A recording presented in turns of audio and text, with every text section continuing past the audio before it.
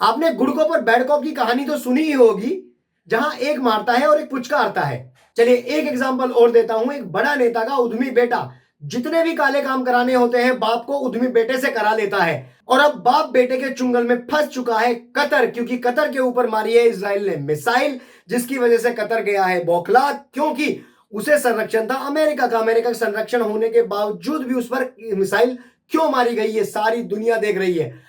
अब मेन बात यह है कि कतर गया है अपने सारे मुस्लिम देशों के पास कि भाई साहब मुझे अमेरिका का संरक्षण होने के बावजूद भी मुझ पर मिसाइल मारी गई है, तो ये इजराइल किसी को भी नहीं छोड़ने वाला है। तो अब हम क्या करें, हम सब एक हो जाते हैं, जिनमें कि पाकिस्तान और सऊदी, जिन्होंने अभी अभी निकाह किया है, जिन्होंने निकाह में ये कबूल किया है कि अगर एक दूसरे के ऊपर हमला होगा तो हम मानेंगे कि हमारे पर हमला हुआ है। चलो जो भी है, इनका अपना आपस का मामला है।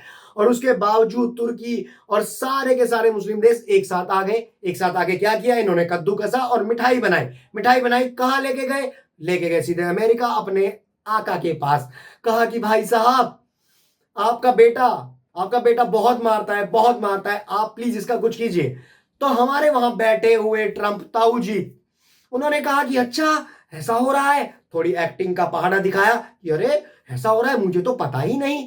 चलिए ठीक है, मेरा बेटा उधम उतार रहा है, मैं बेटे बेटे को बुलाता हूं। हाँ नेतन्याहू यहां पर आओ बेटा। बेटा तुमने ये क्या किया कतर के साथ? अच्छा ठीक है पापा जी, ये गलत किया, मुझे ये करना नहीं चाहिए था। हाँ नहीं करना चाहिए था, तुम्हें कभी भी नहीं करना चाहिए था। ठीक है चलो सॉरी बोलो। चलिए अब क्या हुआ, नेतन्याहू ने सॉरी कह दी। अब कहानी आती है, क्योंकि ट्रंप है एक बिजनेसमैन, और बिजनेसमैन कभी भी कोई भी काम फ्री में नहीं करता है। तो अब ट्रंप ने कहा चलिए एक तीर तो चल गया है हमारा, अब चलाते हैं दूसरा तीर की, अब हम शांति भी करा देते हैं। लगे हाथ, चलो भाई इजराइल शांति के लिए तैयार हो? जी सर हम तैयार हैं। तो चलिए अब तैयार है तो इसके लिए शर्तें क्या रखी जाएंगी, चलिए काम करते हैं। हम शर्तें रखते हैं कुछ। भाई देखो ये जो गाजा में हम जो कर रहे हैं, ये गाजा को अब हम नया गाजा बनाएंगे, एकदम इंटरनेशनल गाजा। और हाँ हमास पे उसको कुछ नहीं होगा, ठीक है। हम ये 20 लिस्ट आपको देते हैं, 20 नए नियम हम थप्पा लगा देंगे आपके माथे पे, और आपको 20 नियम मानने पड़ेंगे, जिसमें कि उस देश का कोई भी हित नहीं है। चलिए ठीक है, अब उस देश का सौदा करके वो सारे के सारे देश आ गए हैं जो कि उसके साथ भी नहीं है। अब कहानी ये आती है कि जिस गाजा का ये सौदा करके आए हैं, जिसके लिए हमास इतना फाइट कर रहा है, तो उसमें इंटरेस्टेड क्यों है अमेरिका?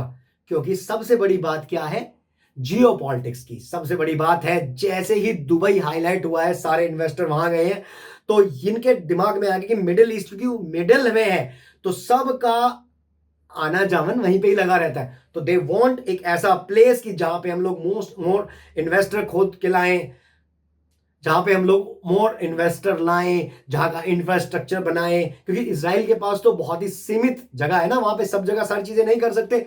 तो यही मेन खेल है पूरा का पूरा। अमेरिका ने ये सब कर दिखाया, तो कहते हैं एक सॉरी की कीमत तुम क्या जानो, पूरा गाजा का बच गया बाजा। तो नेक्स्ट न्यूज के साथ हम फिर पेश होंगे। Thank you so much.